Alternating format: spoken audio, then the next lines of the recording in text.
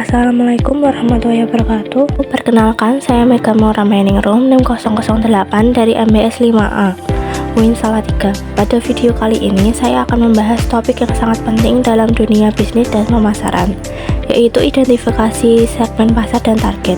Bayangkan Anda memiliki produk yang luar biasa namun tidak tahu kepada siapa produk tersebut harus dijual. Disinilah pentingnya memahami segmen pasar dan target Anda. Mengetahui siapa yang paling mungkin tertarik dan diuntungkan oleh produk Anda adalah kunci untuk strategi pemasaran yang sukses. Segmen pasar adalah proses mengelompokkan pasar yang awalnya bersifat heterogen atau beragam menjadi beberapa kelompok yang lebih homogen atau seragam berdasarkan karakteristik tertentu seperti kebutuhan, minat, atau perilaku pelanggan. Tujuannya adalah untuk lebih memahami konsumen dan menciptakan strategi pemasaran yang lebih efektif. Contoh sederhana adalah perusahaan pasta gigi yang membagi pasarnya menjadi 4 segmen. Segmen yang mementingkan rasa dan warna, misalnya untuk anak-anak. Segmen yang mengutamakan keharuman nafas untuk perokok atau orang muda. Segmen yang fokus pada pencegahan kerusakan gigi untuk keluarga, dan segmen yang peduli harga untuk pria.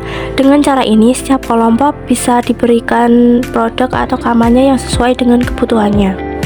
Dasar segmentasi pasar konsumen mengacu pada pendekatan-pendekatan yang digunakan untuk membagi pasar menjadi kelompok-kelompok homogen berdasarkan karakteristik tertentu. Yang pertama, geografis. Segmentasi ini membagi pasar berdasarkan wilayah geografis seperti negara, kota, atau desa. Contohnya, perusahaan pakaian musim dingin fokus menjual produk mereka di wilayah dengan iklim dingin, seperti di daerah pegunungan atau negara-negara yang memiliki 4 musim. Yang kedua, demografis. Segmentasi ini membagi pasar berdasarkan variabel seperti usia, jenis kelamin, pendapatan, pendidikan, atau agama.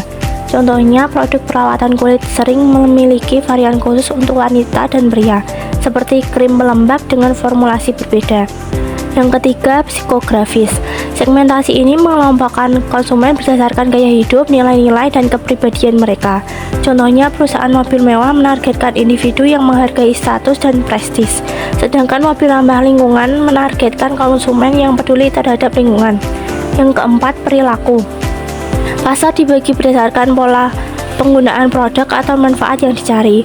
Contohnya, pasta gigi dipasarkan dengan fokus berbeda seperti untuk memutihkan gigi atau untuk mencegah gigi berlubang. Segmentasi ini membantu perusahaan memahami kebutuhan pelanggan dan menawarkan produk yang lebih relevan, meningkatkan efektivitas pemasaran.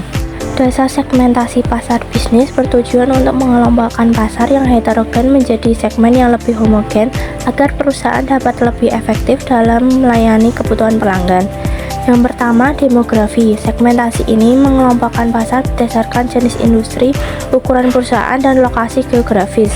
Contohnya, perusahaan yang menjual peralatan medis dapat menargetkan rumah sakit besar di kota-kota metropolitan karena permintaan yang lebih tinggi dibandingkan klinik kecil di daerah pedesaan.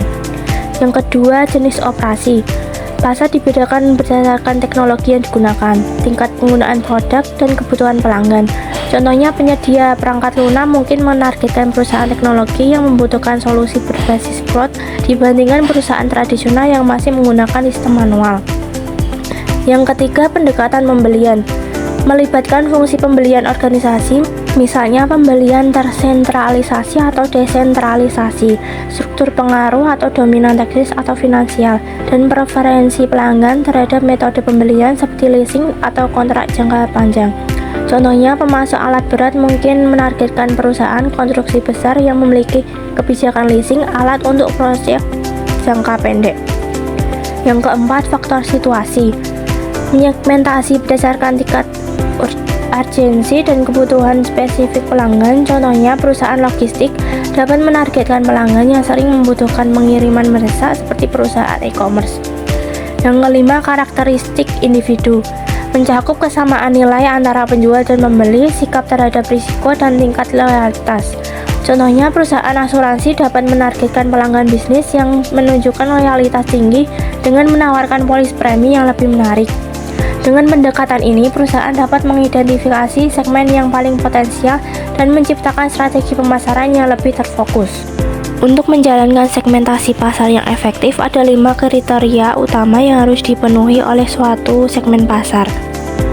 Yang pertama, terukur. Segmentasi pasar harus dapat diukur baik dari segi ukuran, luas wilayah, maupun daya beli konsumen. Misalnya, perusahaan dapat menghitung berapa jumlah konsumen muda yang membeli produk pakaian olahraga di kota tertentu. Yang kedua, terjangkau. Segmen pasar harus bisa dijangkau dan dilayani secara efektif. Contohnya, produk perawatan kulit untuk remaja dapat dijual melalui toko online yang mudah diakses oleh target konsumen. Yang ketiga, cukup luas. Segmen tersebut harus cukup besar untuk menghasilkan keuntungan. Misalnya, produsen makanan sehat menargetkan segmen pekerja kantoran yang sibuk tetapi peduli dengan pola makan mereka. Yang keempat, dapat dilaksanakan. Segmen harus memungkinkan perusahaan menjalankan strategi pemasaran dengan baik. Contohnya, pada sebuah restoran cepat saji dapat menyusun menu khusus dan kampanye promosi untuk keluarga dengan anak kecil. Yang kelima, bisa dibedakan. Segmen harus memiliki karakteristik unik yang membedakannya dari segmen lain, sehingga respon terhadap strategi pemasaran berbeda. Contohnya, segmen mahasiswa biasanya lebih menyukai diskon besar daripada hadiah promosi. Dengan memenuhi kelima kriteria ini, perusahaan dapat lebih efektif dalam menentukan segmen pasar yang menjadi fokus strateginya. Evaluasi dan seleksi segmen pasar adalah proses penting untuk menentukan segmen mana yang akan menjadi target pasar. Proses ini melibatkan beberapa langkah. Yang pertama, mengevaluasi kemenarikan segmen. Perusahaan menilai segmen berdasarkan kriteria seperti ukuran pasar, tingkat pertumbuhan, profitabilitas, skala ekonomi, dan risiko yang terkait. Segmen yang menarik biasanya memiliki potensi keuntungan tinggi dengan risiko minimal. Yang kedua, mencocokkan tujuan perusahaan. Segmen yang dipilih harus jalan dengan tujuan strategis, kemampuan, dan sumber daya perusahaan. Hal ini memastikan bahwa perusahaan mampu melayani segmen tersebut secara efektif dan kompetitif. Yang ketiga, seleksi segmen berdasarkan pola. Yang pertama, konsentrasi pada satu segmen. Misalnya, perusahaan hanya fokus pada segmen remaja untuk produk kosmetik tertentu. Yang kedua, spesialisasi produk. Perusahaan menawarkan satu jenis produk pada berbagai segmen seperti obat herbal yang dijual ke konsumen dewasa dan lansia. Yang ketiga, spesialisasi selektif. Perusahaan memasarkan berbagai produk pada beberapa segmen pilihan. Yang keempat, spesialisasi pasar. Perusahaan fokus pada berbagai produk untuk satu segmen tertentu. Yang kelima, cakupan pasar penuh. Perusahaan melayani semua segmen dengan berbagai macam produk. Contoh praktisnya pada PT Vitapam. Produsen kosmetik memilih segmen pasar remaja untuk produk grade A. Hal ini karena remaja lebih mudah terpengaruh oleh iklan dan tren serta memiliki pola konsumsi yang terbentuk sejak dini.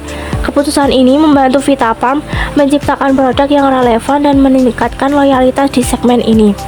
Proses evaluasi dan seleksi ini memastikan perusahaan berinvestasi pada segmen yang memberikan keuntungan maksimal sambil tetap sesuai dengan kapabilitas dan tujuan strategis.